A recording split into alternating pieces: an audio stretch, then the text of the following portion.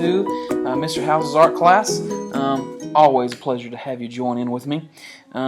So, what we've been working on is our one-point perspective.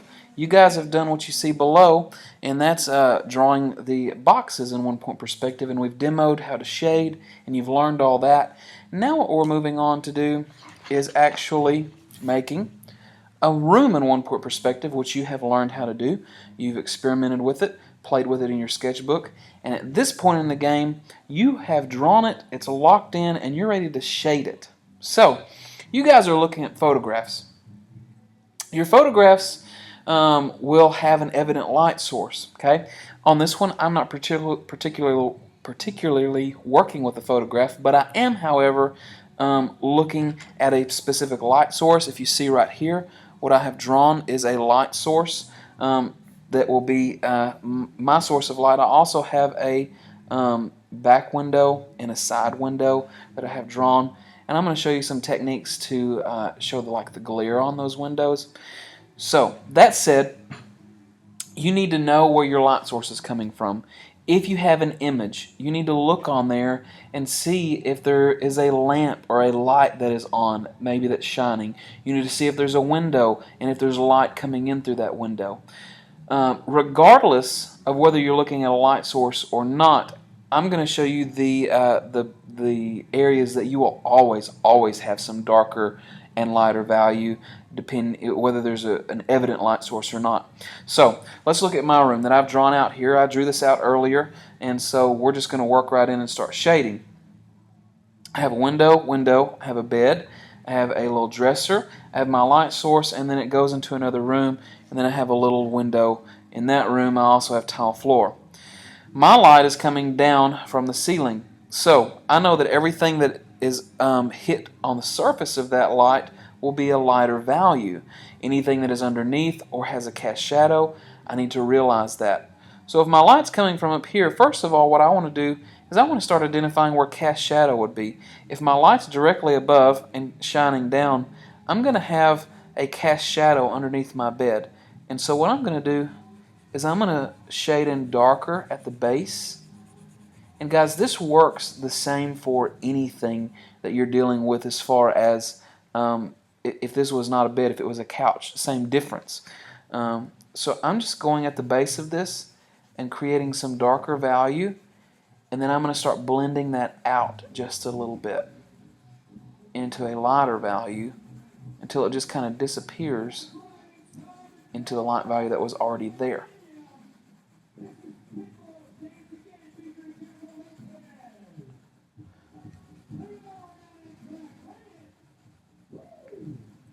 Okay, so I have some value underneath my bed. Okay, let's look at these windows here. If I have windows, I don't really know that these are windows because right now they don't have anything outside of them, and you may not have anything outside of them. What's going to help these look like windows is something real simple. Watch what I do. I'm just going to go in here and create these little glare marks. Okay, I'm going to do the same over here. I just made some glare marks. That way it looks like there's light reflecting, and it's transparent, so we're not necessarily going to see any actual shading happening, but that'll give us some glare. Now on the recess of these windows, however, since the light's coming from up above and we know this is hanging, there will be a little bit of dark value in the recess of the window. So like that's the top of your window where it's actually going inward. And I would say the same thing happening right here. Okay.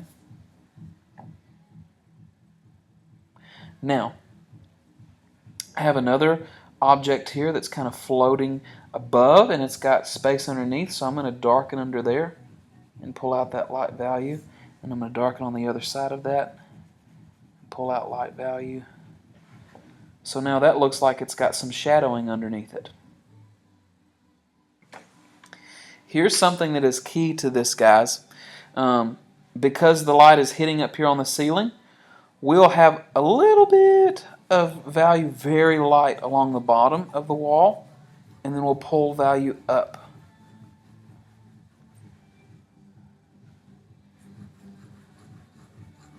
It's very faint and very light, very nice, neat, and tidy.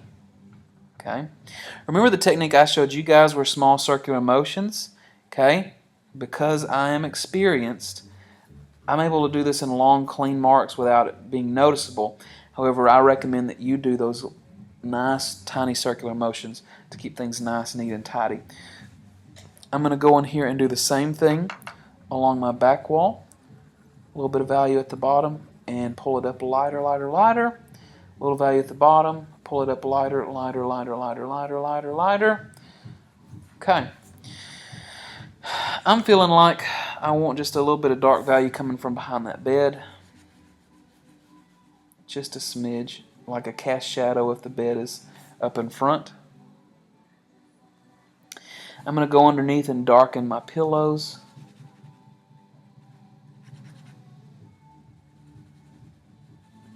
Now, I'm assuming that this is a wood bed, okay? That's what I'm going to assume. So since this is wood, I'm going to go in here and actually give this some darker value anyway. Because, for instance, if you have wood grain next to something that is whitewashed, obviously the wood grain is going to show up darker because it's wood and not white. If I have a black box next to a white box, obviously I'm going to want to shade in the black box so that the white box actually looks white. Same difference with anything else. You just want to make sure that you're staying true to value that you see. I'm going to go diagonally with that. That way I get everything I want. Alright, I'm going to do the same thing on the front of this bed.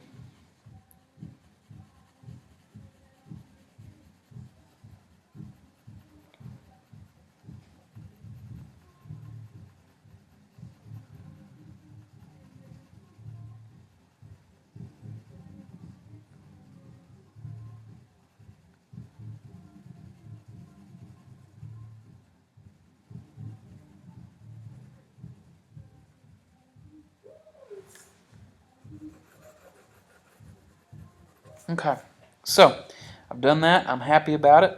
Okay. Now, I'm looking at this door frame here.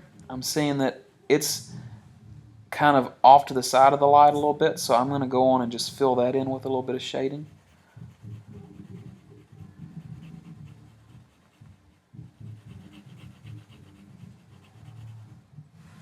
Okay. I also want to do what I did with the walls earlier. Light value at the bottom, pull up. Now, I want some dark value behind this dresser, assuming that it casts a shadow. Okay. Put just a little bit of value up on the top of that. Alright, I'm going to assume again that this cabinet that I have here is wood grain, because guess what? Mr. House likes matching bedroom furniture. You know, I can't help it.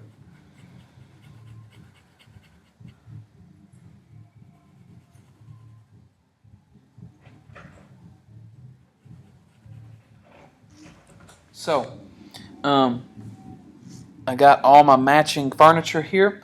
Let me show you something that's real interesting. If you have anything that recesses or is enclosed, it's going to be darker on the inside of that.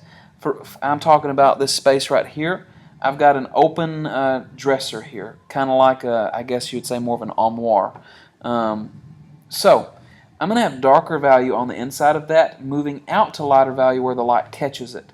So watch what I do very closely. Going darker, the closer inward I am, the more I come to the outside, I'm lightening it up. Same thing along the bottom. And then I'm just going to keep repeating that.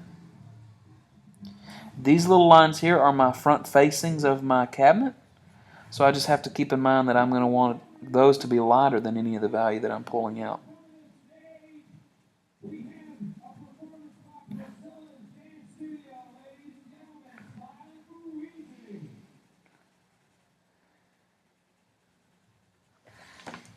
I'm going to go redefine some of my edges there just to make sure that they pop.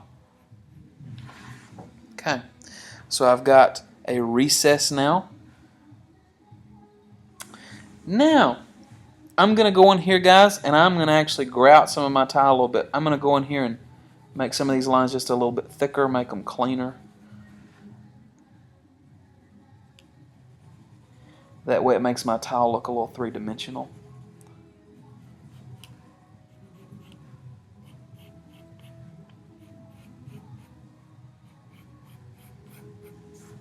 I'm going to do the same thing going the opposite direction. It really softens it and makes it not look so... Nothing that we really see in life has those really hard edges. Everything's kind of soft. Helps soften things. I can go in and give my tile a little bit of texture here and there if I want. You guys know that tile has texture to it. Notice I'm not doing every one, I'm just kind of skipping around. Giving a little texture on the floor. Now guys, let's look at this. Let's see here, because this is very cool. If this light is flipped on, this light that I have at the top, then it's going to hit really bright along the ceiling and then have some dark areas around. So I'm going to shade in towards that light a little bit.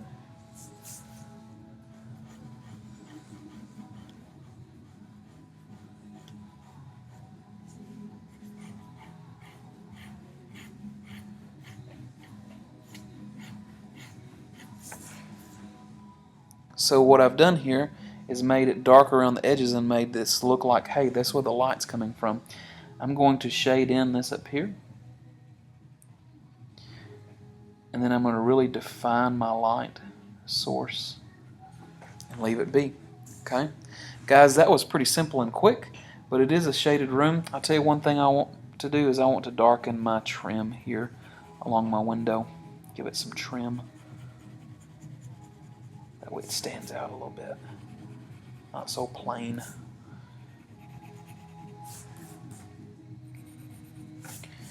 One thing I did see, I want to go in here and I'm going to darken this other room. Give it some value. More so than just leaving it white. Okay guys, and that's it. It wasn't hard, fairly simple. You guys might have some things that are darker, some things that are lighter. You might have more complex things in your room. Guys, that is where the teacher comes in to help you, okay? So if you are confused, pause, stop, and then see if we can move forward. But this gives you a pretty good idea. The main thing to remember is cast shadow, okay? Where's your light source coming from? And then where's the shadow going to fall? Where is it going to fall underneath things? Where are things going to be darker and lighter? That's what you have to pay attention to. And if you look close at your photograph that you're drawing from, or you look close at the things that you're looking at in life, the lights and darks are already identified for you. You just have to look for them, okay? Thank you guys for watching. Come back next time.